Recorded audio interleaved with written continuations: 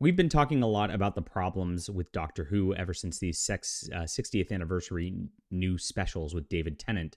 Russell T Davies has returned, and some people thought that it was going to veer away from the woke Jodie Whittaker nonsense, but it's actually gotten worse. And of course, with the revelations of Ncuti Gatwa's stuff that is coming up, it just looks like an even bigger train wreck. But we don't just pose problems here, we pose solutions. And there's one very easy solution that Russell T Davies could go to in order to have this happen. And of course, with the whole bi-generation thing, we can actually steer this in a different direction and just cut out this Doctor Who from continuity in a way to make it way better. I usually oppose to retcons, but this is one where we can actually make things work. My name's John Delarose. Please subscribe to the channel if you're not subscribed here already. We're covering a lot of Doctor Who news, and this is the Fandom Pulse, my new news website. I cover pop culture news on here, including Doctor Who and other topics. If you guys like that sort of thing, please bookmark what's going on here. Here's how you can do it and fix the train wreck. Doctor Who, the iconic time-bending sci-fi series, has enthralled audiences. However, recent storylines, particularly the controversial introduction of bi-generation, have left fans scratching their heads and questioning the direction. As he returns to the helm, there's an opportunity to address the continuity errors and inject life into the series. One solution includes Ncuti Gatwa taking on the role of the mysterious Valeyard, potentially resolving the problem of bi-generation narrative and adding depth to Doctor's complex history. So this comes from, of course, the Sixth Doctor. The Valeyard is a bad guy who is the Master called him a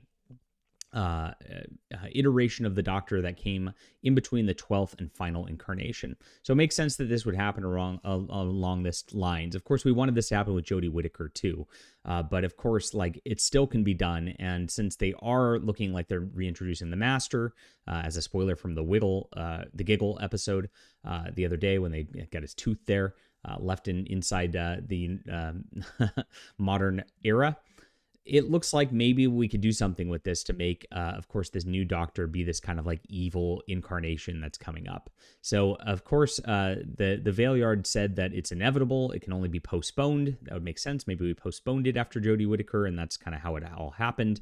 And that would be a way to fix this so we'd get out of this continuity. Now, with the bi-generation, that would explain how the Doctor then became evil, became the Valeyard, right? And of course, with the bi-generation, we still have David Tennant there existing as the Doctor. He could then regenerate again and in essence reset things. And we have this whole line that comes from Matt Smith to Capaldi to Jodie Whittaker to Ncuti here to be a fake regeneration, which of course just ended up the Valeyard regeneration. You see how it all works very neatly. And of course, then we just reset things from David Tennant going forward into another Doctor from there. Pretty good. So I know some people still like Matt Smith, but a lot of the writing was on the wall, even in the second half of that, it got pretty woke at that point with the whole lizard lady Sherlock Holmes thing where, she just keeps going, my wife, oh. It was pretty bad, and that was pretty cringy even then. So I think this is a nice, elegant solution, honestly.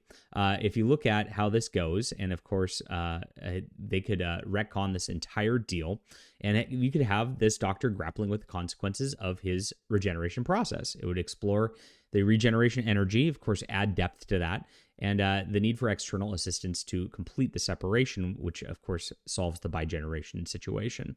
This would then make a compelling storyline and actually making a 15th Doctor make sense. So this is my thought today, and I hope this is interesting for you. What do you think about this? Would this solve all the problems going forward? I think they do need to follow what Christopher Eccleston says and just sack all these people at this point, because honestly, none of these folk are out to make good storylines anymore. They're just out to put in agenda after agenda and make things into this LGBT virtue signaling nightmare.